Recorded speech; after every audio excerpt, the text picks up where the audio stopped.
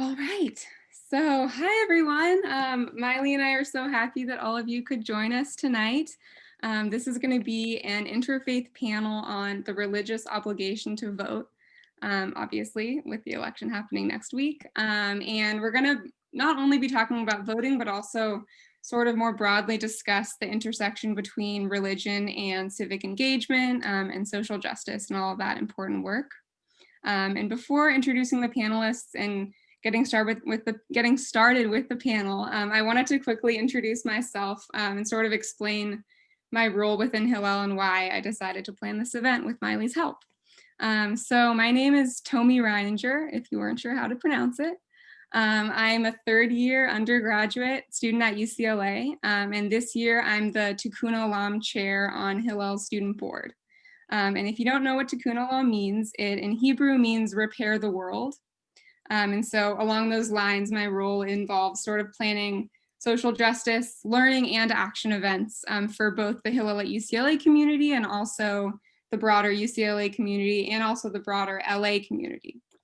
And with the impending election next week, and also considering everything that this country has experienced over the past months, I thought it would be very fitting to plan this panel and discuss voting and other civic engagement related issues. So I'm hoping that this space sort of provides a safe and engaging space where we can all learn about and discuss these important topics from our three very knowledgeable panelists and also from each other in sort of Q&A and also more informal mingling time at the end. So I hope everyone enjoys this event. And one more logistical thing before we get started is that we are going to be having the panel portion of the event for the first hour-ish, and then we're going to close the event for the last 20 minutes or so with Q&A. And just so that we can sort of minimize distractions throughout the Zoom, we've disabled the chat so that all of you are only able to send messages to Miley, Ezra, and I, who are all the co-hosts. And Miley and I are requesting that all of you send any questions you may come up with to either me or Miley. And then we'll be able to ask those via me and Miley during the Q&A, just so it's a little bit more organized. So please do that if any questions arise, and we'll take note of all the questions we receive, and then we'll ask them during the Q&A session. And in addition, when you ask your question, send it in the chat to me or Miley. Please let me know if you would rather not be named when we ask your question. So if you'd rather remain anonymous, that's totally fine. Just send that in the chat so that we do that. So again, thank you all for joining us. Miley is going to introduce herself, and then we're going to introduce the panelists and get started. Hi, everyone. For those of you that I haven't had the opportunity to meet yet, I'm Miley. I am the new Social Justice Springboard Fellow at Hillel. So I'm an employee focusing primarily on social justice, which is really exciting. I am so excited to introduce to you all of our amazing panelists for tonight. So to start off, I'm going to also spotlight everyone as we get to go. So Reverend Dr. Najuma Smith-Pollard is a pastor, author, community activist, motivational speaker, and life coach who currently serves as the program manager for the USC Cecil Murray Center for Community Engagement. For over 25 years, she has been the spiritual leader of several churches throughout Southern California, and she launched the Los Angeles Word of Encouragement Community Church in 2014.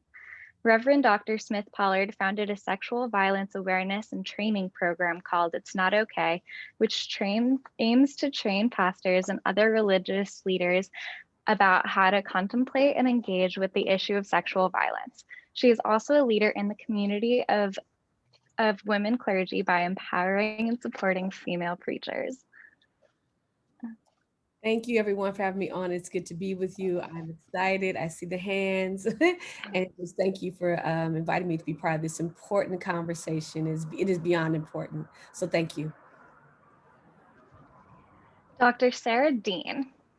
After working as a cosmetic dentist for many years, Dr. Sara Deen retired from dentistry a few years ago to fully devote herself to programming and activism within the Muslim community.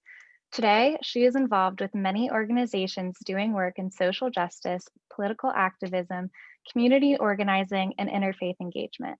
Dr. Deen currently serves on the Board of Trustees for the Bayan Islamic Graduate School and as the president of the South Coast Interfaith Council, where she is also a founding member of the Women's Interfaith Group.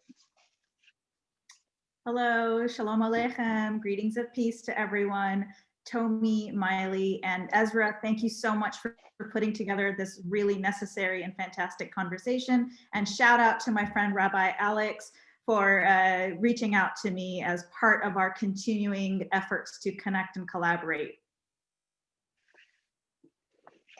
And finally, Rabbi Susan Goldberg. Rabbi Susan is the founder of Nefesh, a welcoming and multicultural spiritual community for the residents of East LA. She serves as a national board member for Bend the Arc, a Jewish movement working to build a more just and equitable world. Also deeply committed to interfaith work and cross-cultural dialogue, Rabbi Susan is a board member of New Ground, a Muslim-Jewish partnership for change, and a member of the Interfaith Clergy Roundtable for the Department of Mental Health.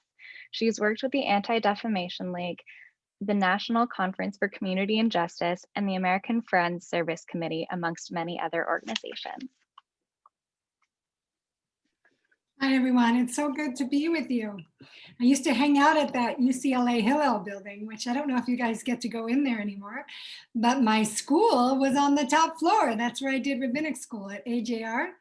And Rachel, hello. Rachel is a part of our Nefesh community. It's nice to see you. Alrighty, let's get started. I just mentioned a few of the social justice and activism organizations each of you have been involved with. To start off this panel, can you please elaborate on your participation in these social movements, as well as if you can recall a specific moment that served as your personal call to this important work?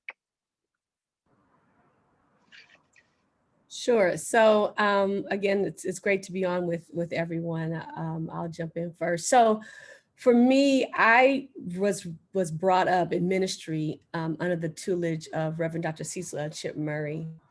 And I just remember, and I was an active member at the church at the time of the '92 civil unrest, which was, of course, followed the Rodney King beating, Natasha Harlan's, and so many other cases here in Los Angeles. And a lot of people think that the uprising or the civil unrest was just about Rodney King, but it was a culmination of events, of injustices that people in Los Angeles were experiencing as a result of interaction with LAPD.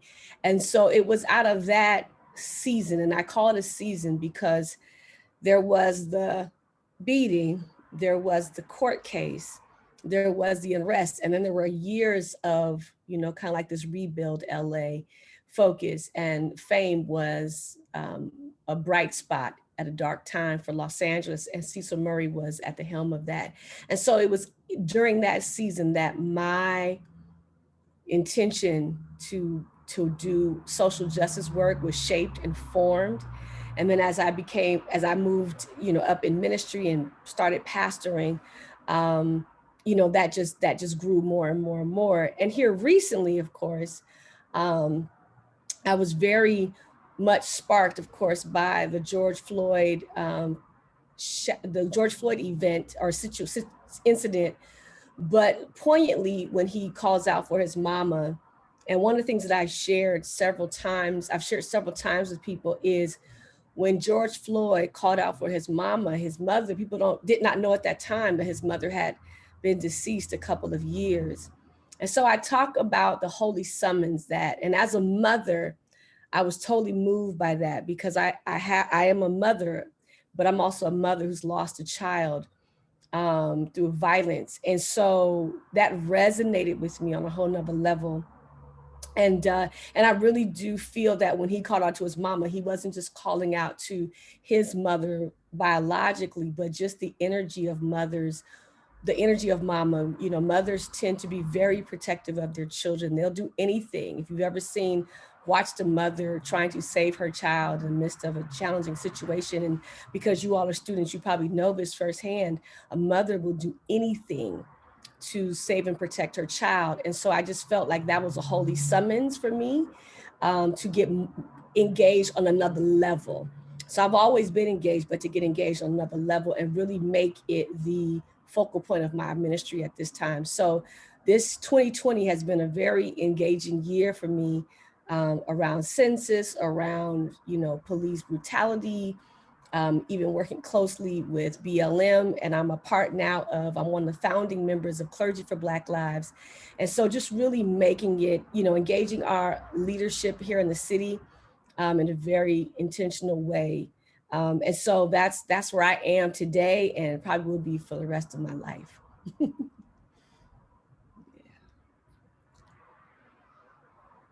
think maybe we're going in the order that we were introduced. Is that so? I'll go with the flow. So as I was listening to Reverend Najuma, I was just reflecting upon how the identities we carry, they really speak volumes about as to how we ended up where we are today. So for myself, my parents immigrated from Pakistan, which is a Muslim South Asian country. They immigrated in the 70s, and I was born here. So I was taught from a very young age the egalitarian and social justice messages from the Quran and from Prophet Muhammad's life. And when I would hear stories about my grandparents, their legacies were also very justice oriented. However, there was this disconnect between what I was taught and the stories I was told from a small age and how that would translate into our lives because of what I think the way my family carried our immigration status or being immigrants. When I think back as to why my family was so silent, so complicit, after the George Floyd killing, I was really angry with them actually for a while. How come we weren't having these conversations? We grew up near Oakland. I remember my parents locking car doors when we were driving through Oakland. And so I had, walked past the issues of social justice and racial injustice in our country, and yet my family had kind of not really ever engaged.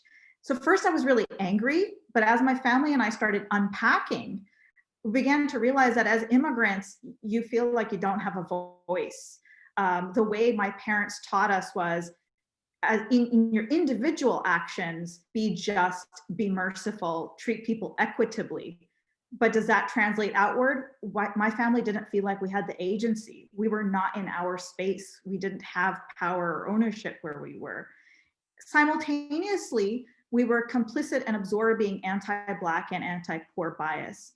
So I would say that's how I grew up. I graduated dental school 2006. For the next 7 years or so, getting married, establishing my family, again, just kind of rolling with rolling with the status quo, not questioning things. We ended up living in Cleveland for 2 years. Has anyone been to Cleveland? It's a segregated city. You've been to Cleveland, yes. So every neighborhood has a city park and a pool. And I remember taking my kids into the pool.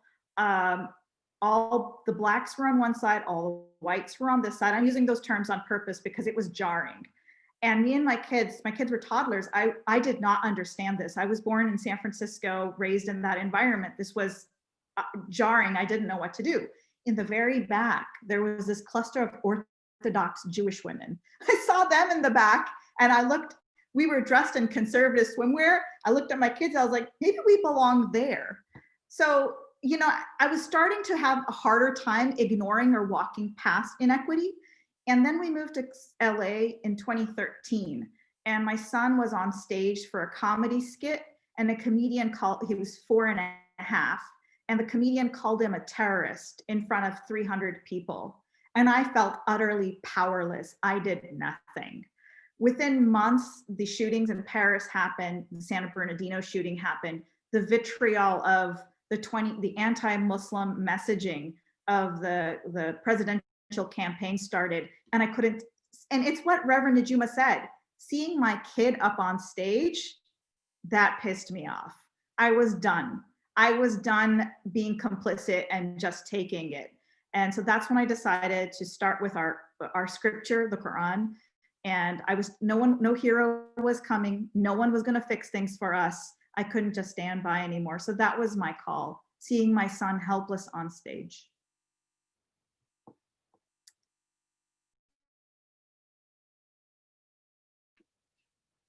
Thank you both. It's very nice to be on a panel with two women, strong, faithful, courageous women. I just want to acknowledge that. I also want to acknowledge that I was in the streets more than once, Najuma, as you asked us to put our hands on our wounds and to feel the call of George Floyd towards his mother and towards all mothers. It was very powerful summoning. And I would say that growing up, my parents' religion was social justice. They were not religious, explicitly so, from a long tradition of Jewish socialists and communists and union organizers and others who were committed to changing the world as their primary organization of their Jewish identity was about making the world better. And so my parents were radicals, and my life was very much shaped by that. And grew up in LA, in some ways in an intentional community of radicals inside of an urban environment in Silver Lake and Echo Park. They had a food co-op, they did a collective childcare center, they did eating groups and study groups, and the women's movement was there, and all kinds of things were happening. So it was a very dynamic and alive experience. And at that time, one of the big concerns was about the wars in Central America when I was a child. And my family was very involved to try and stop the participation of the United States and the death squads that were killing people, and funded and trained by the US government.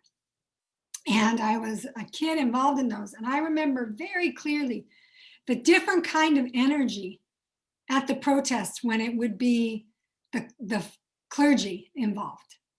And I remember just being stunned by the energy of their protest and their commitment to nonviolence.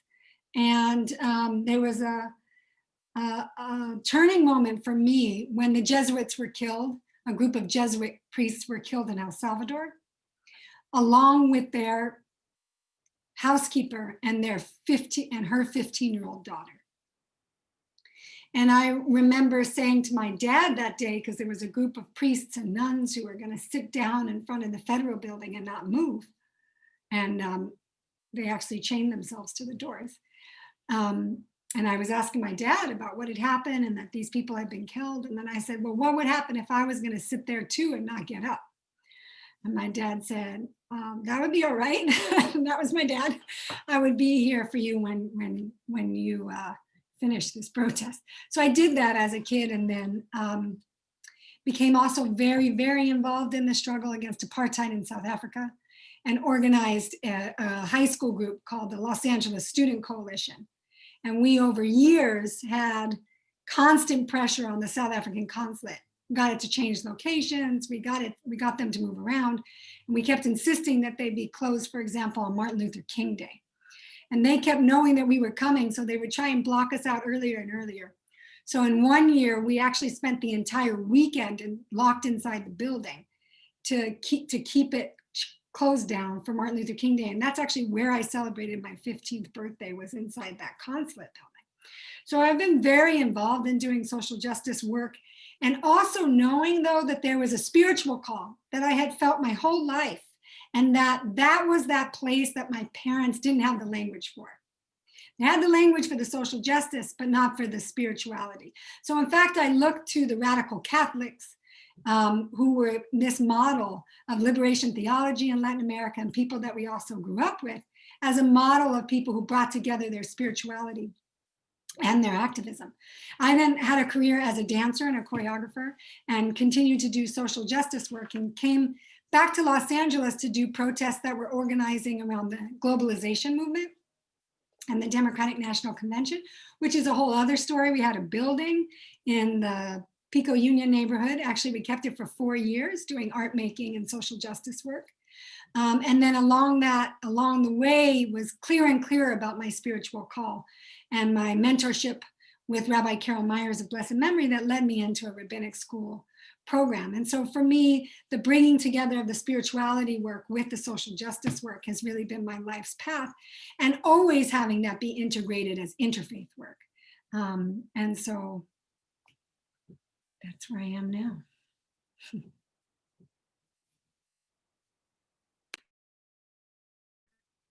Right. I know a couple of you, especially you, Rabbi Susan, went into this a little bit just now, but our next question is sort of a follow-up to Miley's first question, and that is, aside from being social justice advocates, the three of you have found unique ways to combine your social justice and faith-based work. What inspired you to do so? Well, I mean, for me, the word prophet and prophetic is used a lot in the Christian context. And as I shared earlier, this sense of a deeper call this year and the events of this year really was an opportunity for me to draw the line in the sand, if you will, for myself personally, to say I will not, that the prophetic call will be a call that is seen, not just spoken. And so for me, it was like, it was very spiritual. That's the best way I can say it, where it was like God, hearing God say, don't just be prophetic, live the prophetic, right? And so, which means to get out in the streets and march, which means to engage civically, which means to call right, and wrong, which means to, cry out to Pharaoh and say, let my people go, in a very deliberate way, but also to overcome fear, right? And to overcome this sense of, and Dr. Deen used the word powerlessness, because sometimes these issues that we are facing, well, they don't seem, they are bigger, larger than life. And you can feel like, well, what impact is my voice going to make? But I had to get really clear that that's not my responsibility. That's on God. My responsibility is to be present. And to not just talk about being prophetic, but to live prophetically, which means to get out there, which means to engage, which means you're seen, which means you're felt, you're heard, you're intentional. And that was the life of people that I have, studied and followed all my life. So to include, some of our major players in social justice movements, but to include my grandparents, who were very active up until, very late in their ages. And so for me, it's about not just wearing the identity of being a prophetic voice or being prophetic, right? But also living prophetically. And so that's how I bring the two together. Yeah. Reverend Najuma, I love what you just said, being heard, seen, and felt. That really, I like that a lot. So I think listening to Rabbi Susan, it's interesting. We might be approaching a similar path from very different directions. So for me, like I said, I had been raised with the spiritual aspect, but disconnected with translating the social justice aspect in the place that I was. It was something in the past, the social justice component of Islam or my faith, but not in the present. But so there was a 6-month period where my son was called a terrorist on stage, and when anti-Muslim hate crime started peaking in 2016 or so, or 2015, that I decided to pick up the Quran and start reading it, actually seeking the social justice parts and trying to bring those to life. It's interesting, the part of the Quran that called to me was not the part that's usually quoted in social justice conversations, but I want to share it with you because for me, this is the heart of the conversation. This is from chapter 38. It says, "And remember when your Lord said to the angels, 'Behold, I'm creating a human being from dried clay, made of molded mud. So when I have proportioned this one and breathed into this one of my spirit, fall down before this one prostrating.'" When I first read this, it just, the ground came out from underneath me. I had not, imagine walking in your daily life, acknowledging that every single human being carries the same divine essence and divine spirit that you carry, and that connects and binds all of us together. When I found this passage, I was just dumbstruck for like a month. I was always social, but this made my social interactions go from being incidental to being more intentional about my relationships.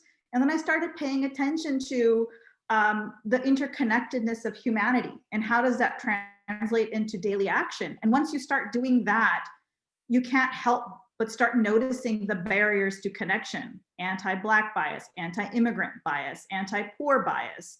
Once you see it, you can't unsee it. And so that's where it came together for me, the social justice aspect of faith. Yeah. Thank you for that.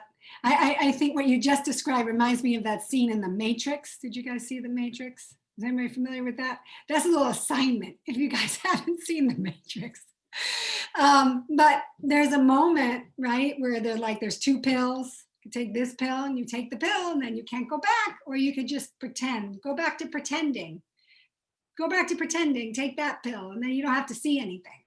But the truth is once you take the pill and you see it, you can't go back, right? Once you're aware of the dynamics of racism, sexism, homophobia, transphobia, right? Misogyny and patriarchy, like all of those things, you can't unsee them. You can't go back. It has a transformative effect. And I so appreciate what you're sharing of your transformation, right? And how and everything then, like everything lifted and you were seeing it everywhere. That's beautiful to hear. And I think also the text you were sharing is similar to the Torah, where the dust is gathered and there's to create the first human. And there's a midrash that says that intentionally the dust came from all corners of the earth, right? That's what was created to make the first human. And we have this idea of B'Tselem Elohim, in the image of God, that all of us are B'Tselem Elohim. And there's something about this, this idea that is expressed in Black Lives Matter, which happened in the translation into American Sign Language. My sister is deaf, so it's a language that I speak. And there was a conversation amongst interpreters around how to get at matter, right? Because there's like important. There was different choices that you can make to really get at matter. And one of the choices that was made and has been used is this idea of precious, right? Precious, that Black lives are precious, you know, and that really to me is in that B'Tselem Elohim and in that text of the Quran around the clay, that there is this preciousness to life, and that especially now, it's always been true, but that we have to hold the preciousness of life. But when one community has been told continuously that their lives aren't precious, that not just to say Black Lives Matter, but that they're precious, that they need to be held and supported without them needing to have any caveats. One of the things that's so heartbreaking to me is when people say Black Lives Matter and then somebody immediately has to say, oh, well, but then these other lives matter too. It's like, what? Let's just slow down. We are just saying that Black lives are precious, worthy, important, need to be held and embraced. And there's nothing else that needs to be said after that. We just hold that place. We just hold that place. And the fact that someone would then think that that diminishes you or your community to hold another community with such preciousness, that doesn't diminish. That doesn't diminish anyone. That lifts us all up, especially when we have a situation where a part of our human community has been not held in this way. I don't know at all if that answers the question that I asked, but that's what I took from what the two of you just said. Thank you. Throughout your social, sorry, go ahead. I was going to say just thank you, Rabbi, for the way in which you explain the precious. I will use that. And one thing I wanted to add, Dr. Deen, you talked about, but both of you talked about the way both of you just shared, and the word that's coming to mind for me is revelation. When you talk about like once you see them, you can't unsee it. Like that's the core of revelation. So in the Christian context, we lean heavy into revelation, and revelation is that's that seeing that cannot be unseen, and it is out of revelation that our prophets are raised up. Our prophets are raised up and they're given revelation. They're able to see something. And so part of what's I believe all of us are expressing, and others, is this moment of revelation where things become, like the unseen becomes seen, and it's a revealing, it's a revelation, where whether you call it God or whatever, however you come at this, where you get to peek behind the veil, if you are, peek behind the curtain, and you see something. And so part of what this season is doing is allowing all of us some revelation, even if you're not, even for people who may not necessarily even see themselves as religious. There is a peeling back of the onion. There's a peeling away. There is a curtain opening that is causing people to see, and you can't unsee it. And there's a revealing. So part of what the earth is experiencing when you have this international BLM movement, and thank you, Dr. Rabbi Susan, for lifting up BLM, is a revelation, right? What George Floyd does is opens up revelation. What Breonna Taylor does opens up revelation. So many other challenges that we are facing, it just opens up revelation. Once revelation happens, you can't go backwards. You can't. You just can't. I got to add one more thing to this. I know we're supposed to move on, but just with what you both are sharing, you know, the unpeeling also of, like, once you see it, once you see the humanity in its full, in another human being, then certain questions will automatically pop into your mind, right? Because depending on where you've been raised, how you've been raised, what you've been taught, most of us have been taught that some group of people are less than us, right? It might be because of their sexual orientation, their gender, their race, their religion, ethnicity, whatever, right? But then that moment where you begin to see that you both share this divine essence, right? And the fact that you haven't felt it, like what Reverend Najuma said, to feel the other person, to feel their experience, well, then you're like, why haven't I felt it? If I'm sitting with an African-American sister or a queer brother or sister, and I don't understand, I haven't felt their path or their life, that's something I have to work on in my own self. And it's been really hard. I've had to, like, really unpack some really heavily ugly and difficult layers of bias within my own self, and the work continues. But like Rabbi Susan said, once you take, is it the blue pill? You just can't go back.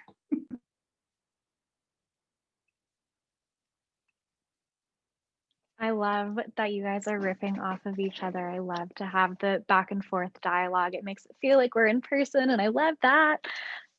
So throughout your social justice work, have you ever partnered with other religious organizations? And can you briefly describe some of those interfaith partnerships and why they've been so essential?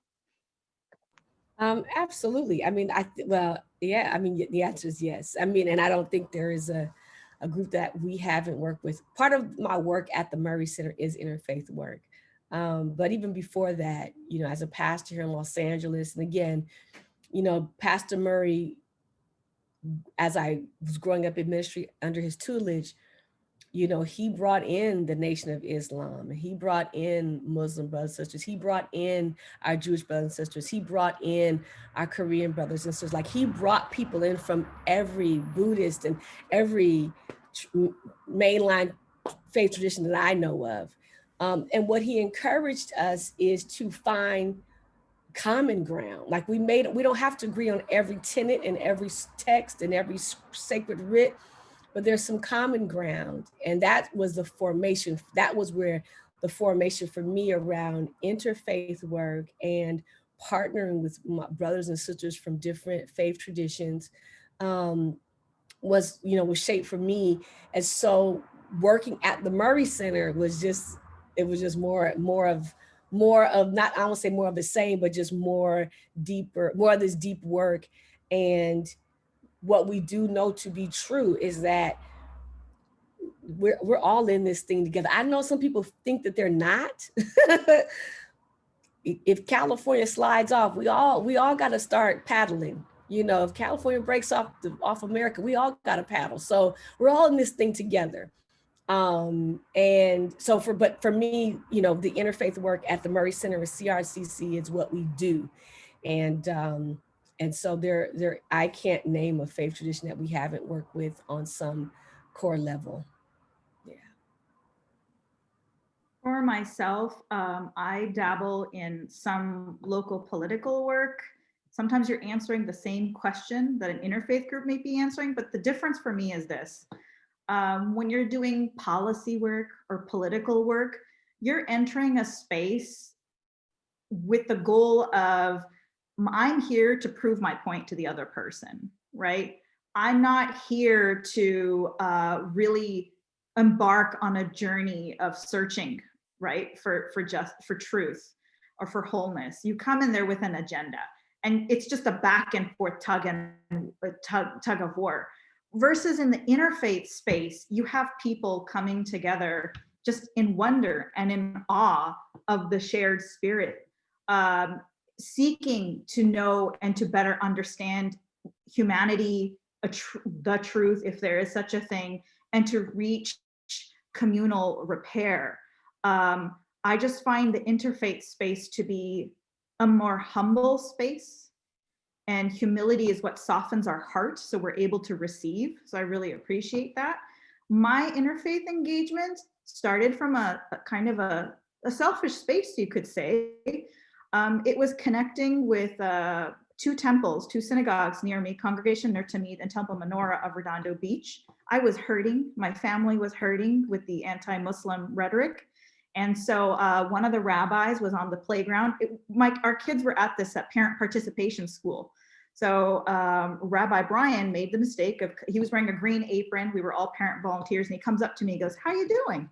And it was the week of the San Bernardino shooting. And I think one of the candidates, I think this is supposed to be nonpartisan space, so I won't say who, was talking about Muslims carrying ID cards, identifying themselves as Muslims. So it was a really bad week. And so he asked me, "How are you?" And I'm like, and so my first I had engaged in interfaith work before, but it was kind of, the superficial kind where you put on these pretty panels and you have talking heads who talk about pretty things and share scripture. But here I started the really deep sharing of, this is my pain. And it started with the Jewish community locally, actually, from sharing. It started from a place of sharing pain and finding healing in this love for one another. Those friendships with the local synagogues, there's a couple of rabbis, in particular Rabbi Rebecca, who I talk about often. Those friendships then developed into these mutually challenging relationships. And I call them my inconvenient friendships, right? We're constantly enriching one another because we do come from different perspectives. We don't always agree, but that's what makes it so enriching and such ample opportunity for growth. My inconvenient friendships, I call them. Thank you for talking about the relationships, Dr. Deen, because I think I want, there's some really quite moving interfaith social justice work happening in Los Angeles that's quite unique, I think, in terms of the nation. There are some pockets of it elsewhere, but there is some real, we're quite lucky. We have the work of Clue. I do a lot of things with Clue, and we have the New Ground partnership between Muslims and Jews. We have the work of LA Voice, which is part of PICO, or what's the new name? Faith in Action. That's their new name. And so we're lucky to have these interfaith social justice organizations in LA. And again, I'm a part of Bend the Arc as well. And also, though, importantly, it's the relationships between faith leaders, where we get to have the difficult conversations, where we also just show up for each other. We just show up for each other continuously. And that's been happening now enough years that we can count on each other. And that's quite moving. And I think, Dr. Deen, you said something that was really important about not necessarily resting or just relying on the nice kind of interfaith gatherings or meetings. And I want to just encourage the students, who are listening, as you matriculate and decide if you want to do interfaith work, move in spaces where the deep work is happening, and challenge yourself to go beyond kumbaya moments. I know I'm at a place, and a lot of us are at a place where when we're called for meetings or gatherings, the first thing out of our mouths is like, listen, if this is another kumbaya moment, we're not here for it. But if we're here to make some decisions and move with each other, for each other, and make some moves and use our resources, our networks, our privilege, whatever, for each other, great. But if it's just about, you know, I love you, you love me, you know, we're a happy family, kumbaya, we're not here for it. So I just want to encourage the students, you know, as you think about, some of you may be thinking about interfaith work, find spaces that are going beyond the kumbaya moment and really doing deep work. And that, to Dr. Dee's point, is uncomfortable, but is in that discomfort that growth happens. And that's really where the relationship building is that Rabbi Susan talked about. Because if I can't be honest and truthful with you, and you can't be honest and truthful with me, then we don't have a relationship. We have a kumbaya moment, and kumbaya doesn't actually change, doesn't push the needle on the things that we're fighting for or fighting against. It is the truth. Yeah. Yeah, and if you can't see all of me, if you can't see all the parts of me, then how can you really love me in entirety, right? And so it's saying, you know, like really practicing that I see you, I see the parts that I understand, I see the parts that make sense for me, I see the parts that don't make sense to me, and yet I'm here as a human and you, right? That's the really hard work.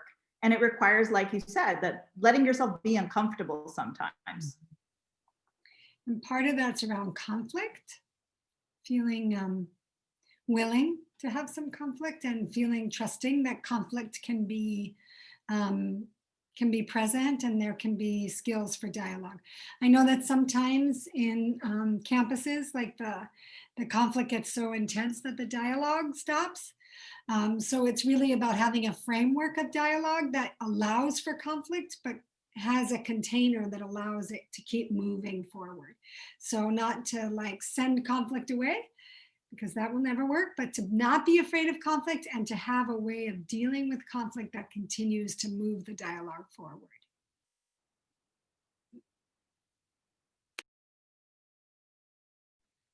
All right, moving on to the next question. In religion, we often look back to our sacred ancient texts to navigate how we should act, behave, take responsibility, and treat others and our world today. Is one's responsibility to vote specifically mentioned in any Jewish, Christian, or Muslim texts? And if so, do any of these texts in particular guide your social justice work? Yes. So one of my favorites is the daughters of Zelophehad, where the daughters and Rabbi Susan, correct me if I get any of this wrong, because I'm going straight off memory. But these four daughters, their father's property is up in what we would consider probate court today, and they go to the tent of meetings to Moses and request that there is some reconsideration on the legislation, because if they are left without any property, then they are left at the hands of whatever the society, the community will give them, right? So basically you're making four young ladies peasants or prostitutes or whatever. Like they're just left at the whims of community and society. If they're not able to attain their father's property, because at that time the law was the property would go to the son or the next male kin, but that was not present at that time, was not present for them. And so God steps in, and Moses takes it back to the leaders for a vote, and then God steps in, right? He takes it back for a legislative conversation, a caucus, if you will, and then God steps in and changes the law on their behalf.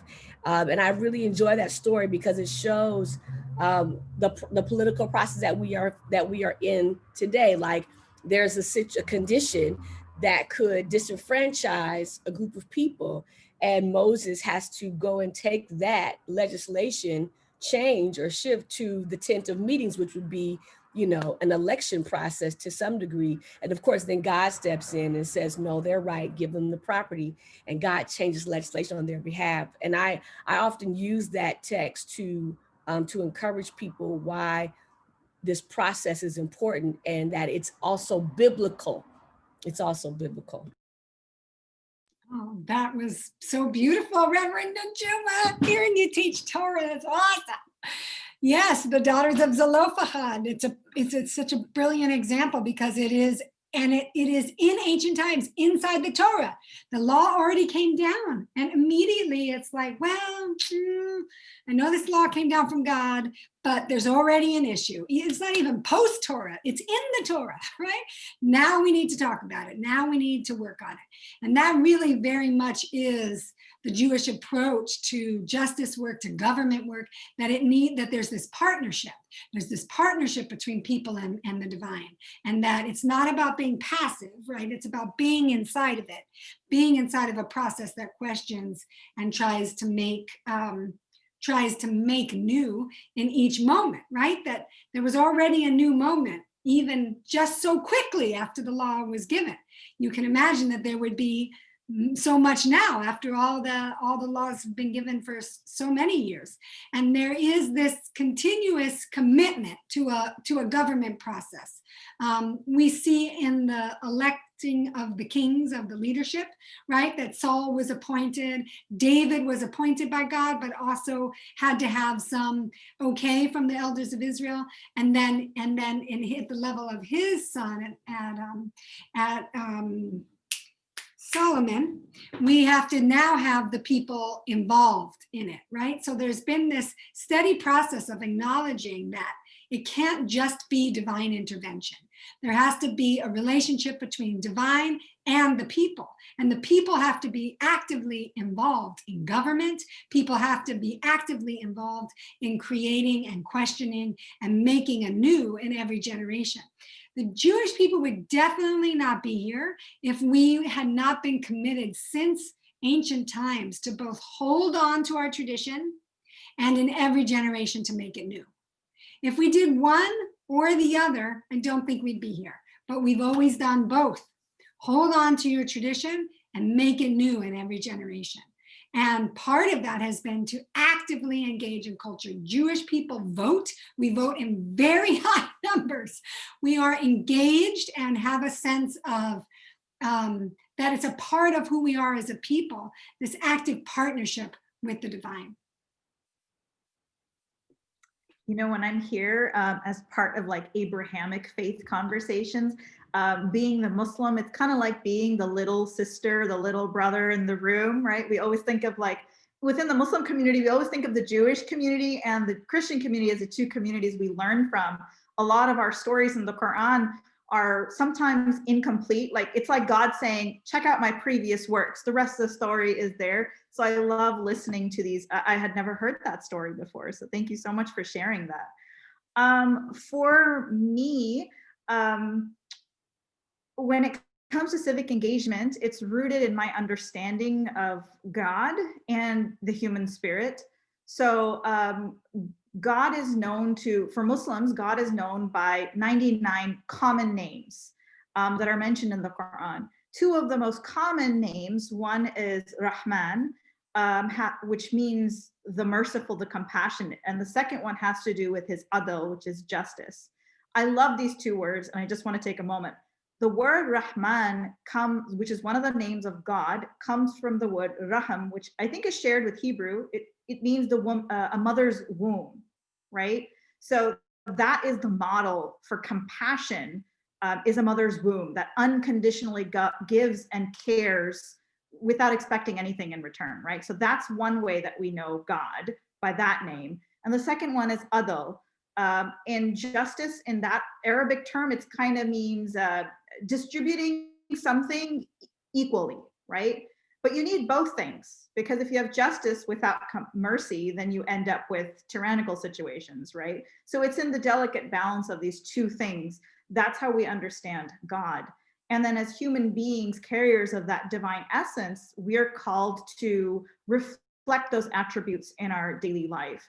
And again, there's a passage in the Quran that really reflects this calling to me, holding these two pieces in mind, mercy and justice.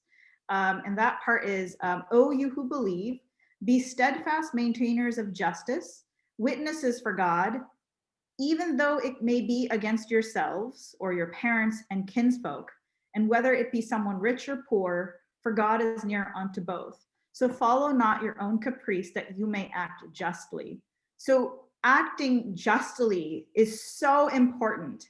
And Muslims are called out. You got to call your own self out if you're being unjust, right? So it's a very high call. So for the Muslim community today, voting is understood as a tool in the pursuit of justice and compassion. That being said, I come from an immigrant community. Growing up, there were a lot of immigrant Muslims that didn't vote. And there are still Muslims that will say they don't vote.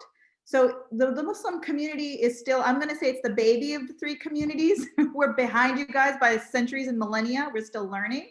But I would say American Muslims today are very engaged, and they see that connection, that voting is the tool that we have to bring about justice and compassion in our spaces. Can I ask you, Dr. Deen, does it feel like similar to what happened to you around 2015, 2016? What I have witnessed is it does seem like the American Muslim community has gotten more involved since then because of a sort of awakening, a revelation, as Reverend Najuma was saying. I'm kind of ashamed in answering that question. Growing up in the San Francisco Bay Area, there were these two women, Amina Jandali and Maha Al-Ghanadi. They founded this group called Islamic Networks Group in the 80s. All the Muslim men, and we come from a patriarchal society. It's not written in our text, but that's a whole other conversation. Muslims have fallen short when it comes to gender equity. But these two women in the 80s, they were telling the Muslim community, civic engagement's important. Interfaith work is important. Pluralism is important. They were doing this in the 80s. And I remember growing up in that community, and all the uncles who were important, they were like, what are they doing? They did not get it. And these women they were showing up. They were in schools, they were at workplaces, they were in civic, in City Hall. These two women, they're epic in my mind. But yes, you're absolutely right. It was sadly only Muslim immigrants were willing to ignore the plight of our African-American brothers and sisters. We were willing to ignore anti-Semitism, go on with our business until 9/11 happened and we no longer could. I hope we get it right now.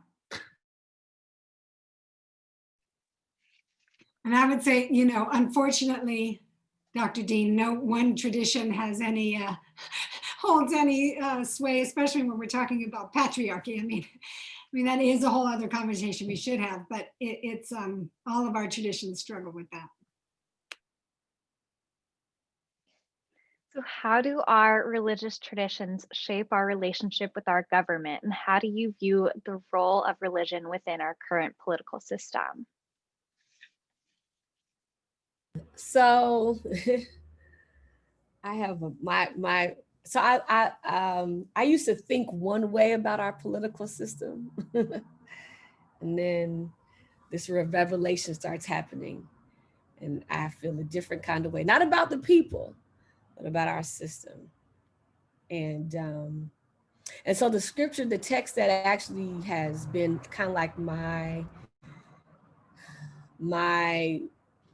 what's called muse, if you will, is Isaiah 58 verse 1 that says, cry aloud and spare not, lift up thy voice like a trumpet and show my people their transgressions and the house of Jacob their sins. And so when I lift up this text, I lift it up squarely at those who have power and seats. And I've actually said, I'm not going to spare your feelings. I'm not going to spare your title. I feel a very strong way about our justice system, which is absolutely unjust, and just the framework of so much in our country, and and having sat. Just having and sitting in meetings. And so what my muse is to cry aloud and spare not. So in meetings, I don't spare what needs to be said, because right has to be acknowledged and wrong has to be called out. And sharing with our electeds and our appointeds that how they're doing business is wrong. And but here's some ways you can get it right. It's absolutely my responsibility as a prophetic voice. And again, this deepening season has given me the courage to have that kind of voice, with unashamedly and unapologetically. And with that, you have to grow into that space. Like I wasn't always, and I actually thought our system was fair. I actually thought our system, cared. I don't feel that way any longer. And so I see part of my prophetic role and duty is to cry aloud and spare not. Yeah. Reverend Najuma, I just want to make sure I'm hearing you. I didn't hear you say a political party. You said our government and our nation, right? The problem is. Oh, absolutely. It's not a party thing. It's a national, it's a systemic issue. It's not a party thing. Now, do I tend to lean towards one or the other? Yes, of course I do. But it's a national issue. It's a systemic issue. And I have very little trust in our system. Mm-hmm. I'm really brokenhearted about how religion is being co-opted and used in political spaces. It's heartbreaking. I was looking up a Pew, I wanted to have a number. The number was higher than what I expected, but according to the most recent Pew poll I found, 78% of Americans identify with a religion. That means 78 people have a religion or a faith tradition that impacts their values, how they relate to other people, the way they think and how they vote. And yet we never talk about it, right? In fact, we're all in these silos and we don't have the religious literacy, which I'm so sad about. Kids graduate from high school in our country and they can't have a respectful or meaningful conversation with a neighbor about their faith tradition. And I think Americans we're feeling this disconnect because I still think Americans are deeply spiritual people, and Americans were feeling this disconnect. And unfortunately, politicians jumped on this first and filled the space, co-opting faith.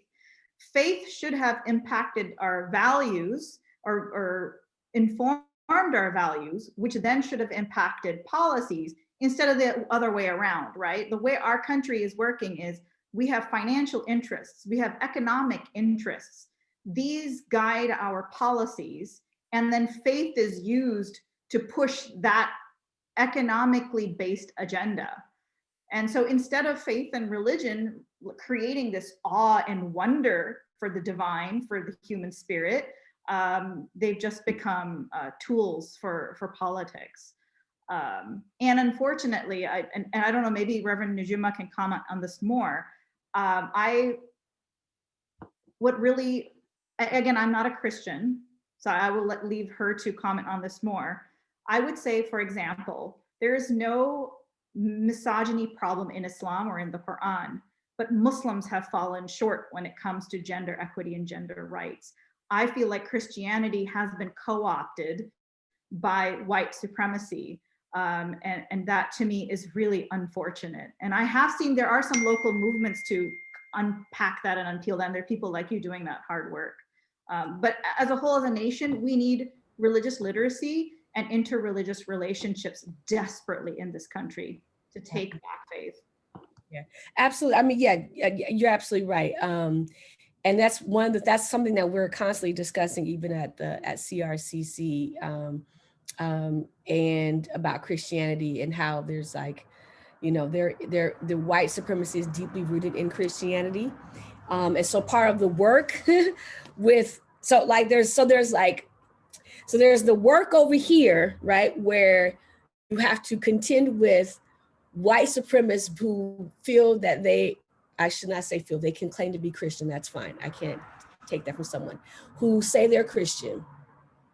Then you have people over here, and I'm going to use the Black church, who have been influenced by white supremacist thought, but they're Black Christians. And so they can sometimes will perpetuate white supremacy within a Black church context, or, and then you have this group over here, which is like, we ain't down with you and we ain't down with you either, because you really got it wrong over here and you are blinded and bamboozled. And then there's the woke Christian, right? Who's clear, who the woke Christian who sees their Christianity very differently, and who unapologetically Jesus is Black, or, unapologetically, is not subscribing to the misogyny and the patriarchy that can come through even the Black church. And so whenever I'm in these conversations about Christianity, even about the Black church, I always ask the question, who from the Black church did you poll, right? And who from the Christian faith did you poll? Because sometimes these polls are talking to a particular group, and you put the same poll in the 3 different groups, and maybe there might be a 4th group out there, you're going to get very different answers and responses, and a very different vision, if you will, of what Christianity looks like and how it plays out. And certainly in the Black church, that's one of the things that myself and other women in clergy are constantly speaking to, is the gender inequity even in the Black church. So that's that holding ourselves accountable, holding the Black church accountable in that respect, while we also hold white supremacy accountable in how it uses Christianity to suppress, to oppress, to marginalize people. Mm-hmm. I think we're in the midst of an awakening. I think there's a real movement of interfaith people who are looking at what the spirituality of their tradition moves them to do and act in the world in new ways. At the same time, there is a real reckoning in the United States around people deciding whether or not they consider themselves religious. And there's you were talking about the Pew study. The Pew study is showing that the largest growing group is a group that marks itself N-O-N-E, none, right? In terms of what their religious practice is. So I think there's a reckoning both around people not feeling the relevancy of their religions, and also a reckoning around those who are most enlivening religious traditions now are coming at it with a different approach. And many of those people are women. I know in the Jewish space, a lot of the people who are creating new spiritual communities are women rabbis. And it's not that some men are not involved, they certainly are, but it is a time of reckoning and awakening. There's a lot of fear in the Jewish community that the community is shrinking, and I understand the fears, but it's also a question of our obligation to make it relevant to people's lives, both spiritually and also by living and acting the values that we most need to embody. And what people see in the national landscape of people who say they're religious and then seem to act and speak in ways that seem so contrary to our deepest values. So I think that we're in this incredible time of awakening and flux. And I don't find that scary. I find it so important, especially for those of us who were always kept out. Of course, we want there to be change.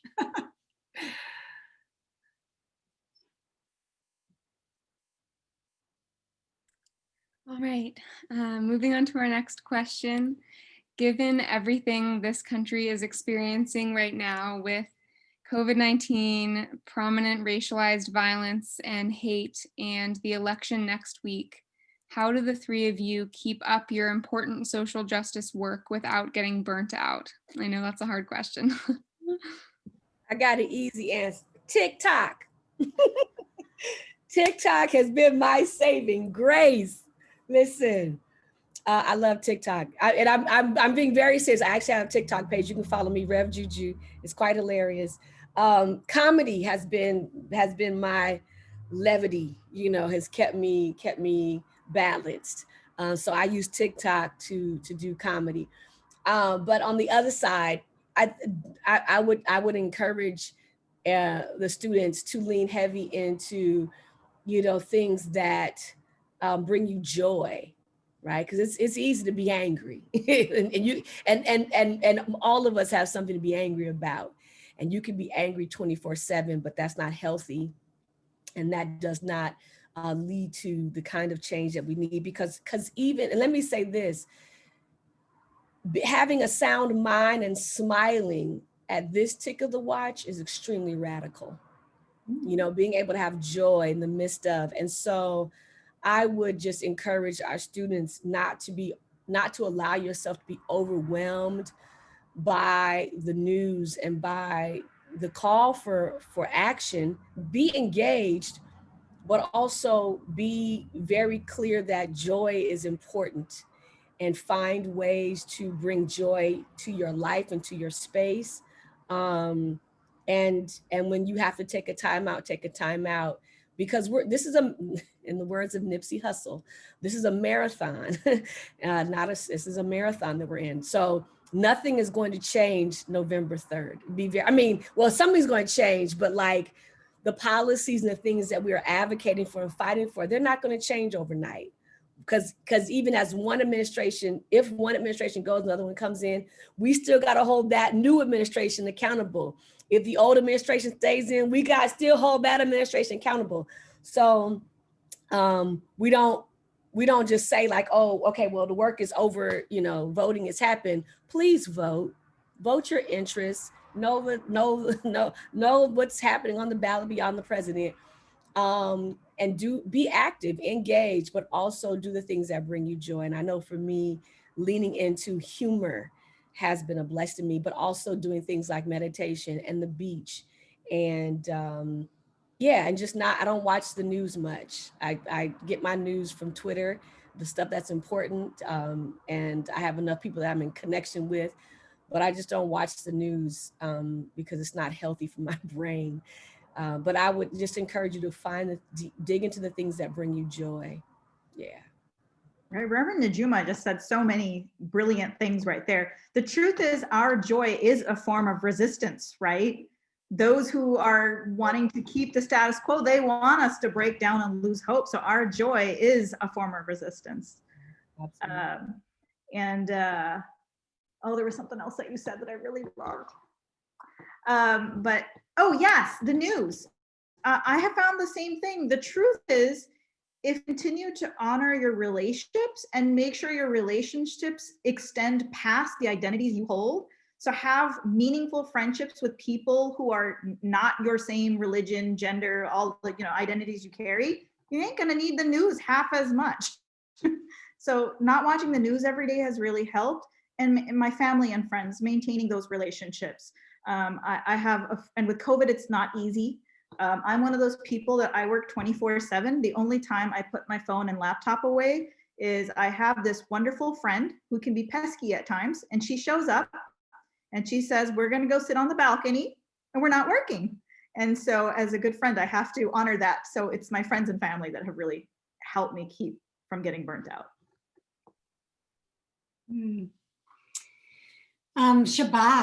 Shabbos, everybody, Shabbat, having a 25-hour period once a week where where our offering is menucha, where our offering is soul rest, and it's intentional and it's disciplined, and it takes some focus to not drift into the things we normally do.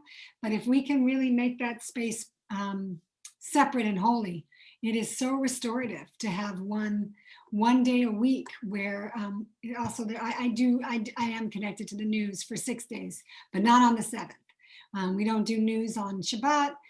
We don't do screens on Shabbat. We don't do email on Shabbat. We don't do phone on Shabbat. And in the words of Rabbi Sachs of England, he says on Shabbat, you tend to that which is most important, but without urgency. So it's a day to fill ourselves with that which is most important without urgency. And that means our deepest values of compassion and kindness and love, and to spend time with family and to study and to pray.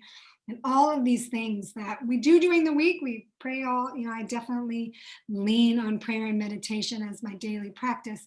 But there is something unique about Shabbat when we take the time to refrain, to engage in not doing, which is difficult in this society that's pushing us always to do. It steps out of the marketplace.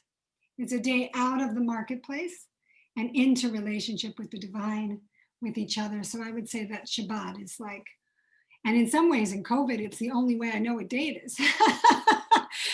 It's a Shabbat or it's not in these weeks. Yeah. That's how Sunday service is for me. Like, I don't know what day of the week is till it's Sunday. It's like, oh, okay, it's Sunday. And something I learned recently, and I want to share this with you all since we're talking about balance, about walking barefoot in grass, sand, and dirt. And what it does is it connects the human body with the kinetic energy of the earth. And the person I was watching a video on YouTube, because I'm leaning more into holistic type of health. That's one of the things that this pandemic has done for me, has kind of shifted how I think about my health and the health of my children and family. And so I try to share stuff, but she was talking about how walking barefoot on grass and on sand and on dirt allows the human spirit and our humanity connect with the kinetic energy of the earth, and how that is so rejuvenating for our bodies and from the feet up. And most people don't know is that one of the most important places of your body is the sole of your feet. And so by walking barefoot, so I'm, if you don't like walking barefoot, don't. But if you happen to be passing some pretty grass or go to the beach, or there's some clean looking dirt, I don't know if there's ever such thing as clean dirt, but there's some clean dirt. I would encourage you every now and then take your shoes off and really connect with this earth that has this kinetic energy that is very healing to the body and the soul. As someone who loves walking around barefoot, I definitely resonate with that a lot. Moving on to our next question. In today's media and technology-driven world, in what ways has the portrayal of religion in media affected its interaction with politics? Can I just ask a quick question? Are we at the point now where people have submitted questions, or are these like the pre-prepared questions? Just curious. So we're going a bit over. I really wish we could continue this conversation for hours, but we're still in the panel portion, and I know some of you might have to leave at 7:30, and we are recording this event. So if you can stay, please stay, and we'll have the Q&A portion after a couple of other questions. But this is still I do actually need to leave at 7:30, okay. And so maybe and Reverend Najuma does too. So maybe if it's okay with you, if you'd be willing to maybe put out some of the questions that came from those who've been listening, so we can just get a sense of their questions. Sure.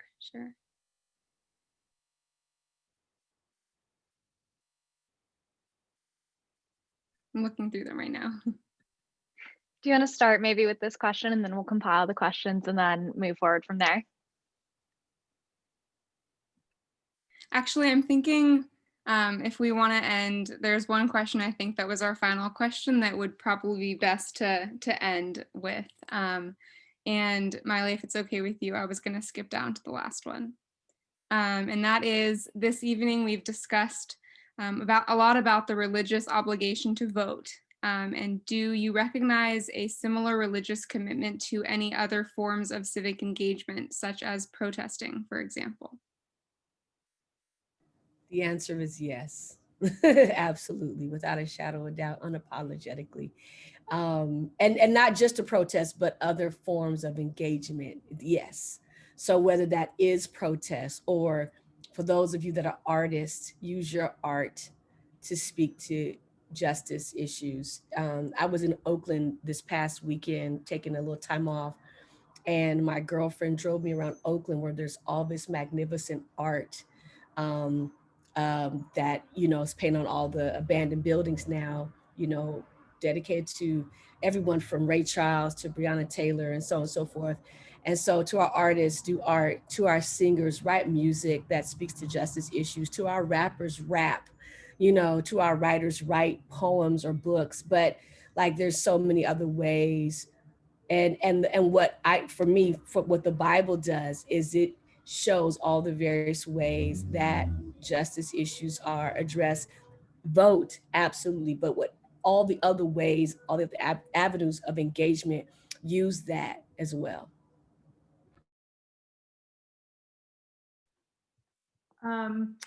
I wanted to talk, I think I want to talk about what the protesting in a little bit more detail, just because, you know, I've heard a lot of, what do we call it, respectability politics, or, you know, when we were talking, people were talking about the targets getting looted and trashed. And as people of faith, how do we reconcile that with our faith traditions that honor the property of people, honor the lives of other human beings? So then how does that translate in protest? And the best explanation I've seen that kind of lifts up the Muslim perspective is the silk ring theory. I don't know if you guys have heard. So I would recommend Googling silk ring theory. There's a great piece by Namira Islam of Muslim Arc where she puts it together. So what she essentially says is, if you have a friend that's going through cancer, the person going through cancer is the person who's most vulnerable, the person who's in most need of compassion and support. That's the center of the silk ring. The next person, the next layer is the spouse or the sibling or the parent. The next one out is like the friends and the family, right? And so on and so forth. So we're all part of the pain and the trauma, but there's the center, and then there's all, you know, you have to figure out where you are in that ring. And so Namira Islam applies this to healing our country when it comes to systemic racism. So who is at the center core would of course be our African-American brothers and sisters and community members, right? And then figuring out where we belong in that ring. So if I'm here, if I'm on one of the outer rings, meaning I'm less impacted by it, then my role is to, if I'm looking inward to the person who's more directly impacted, my job is to be an ally to support.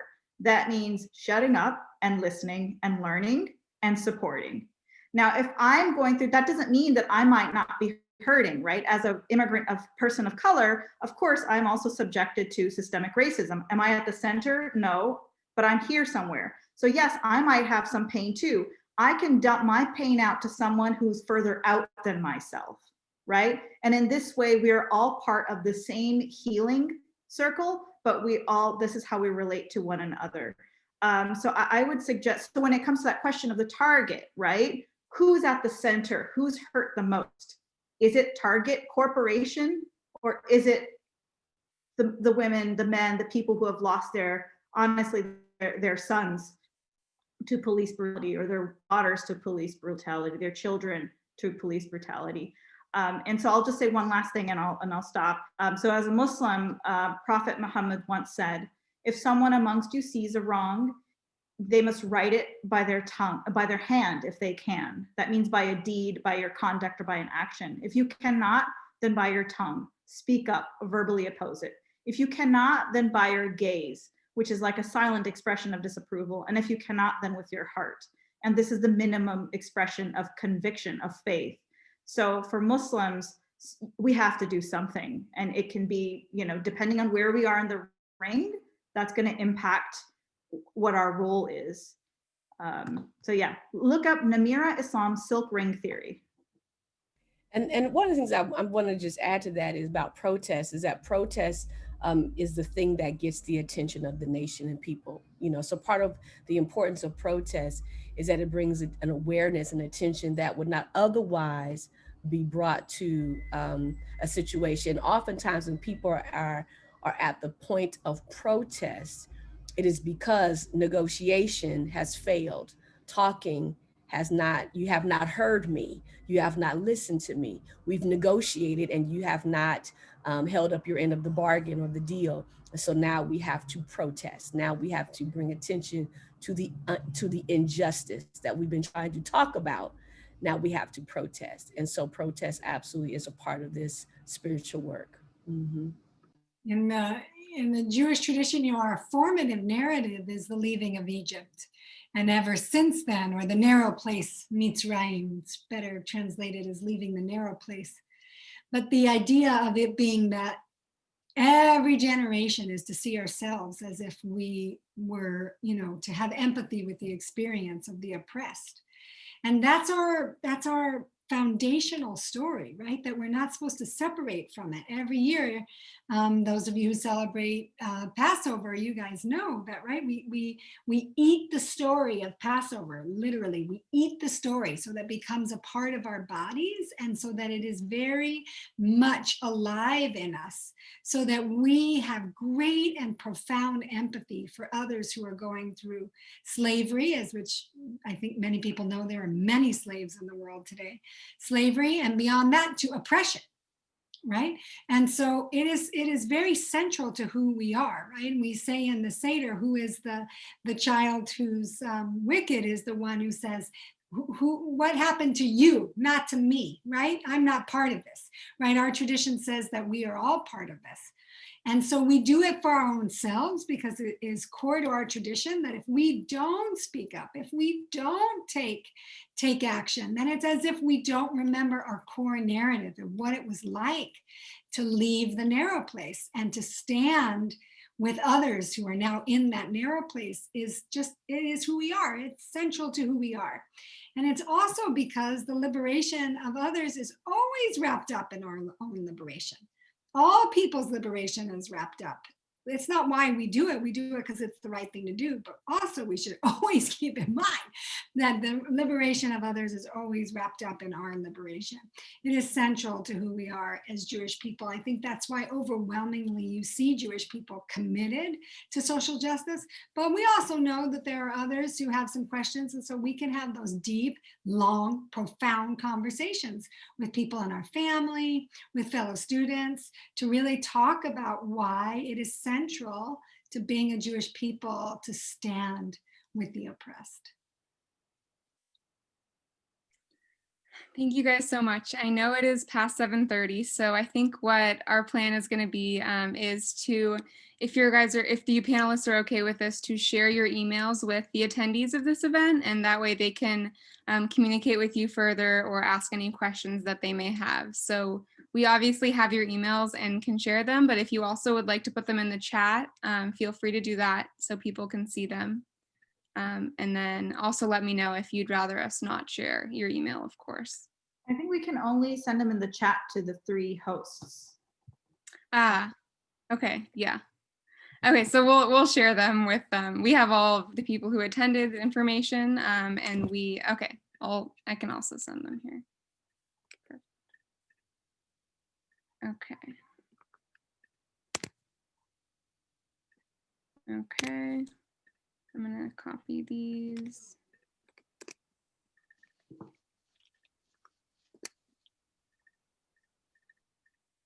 Okay.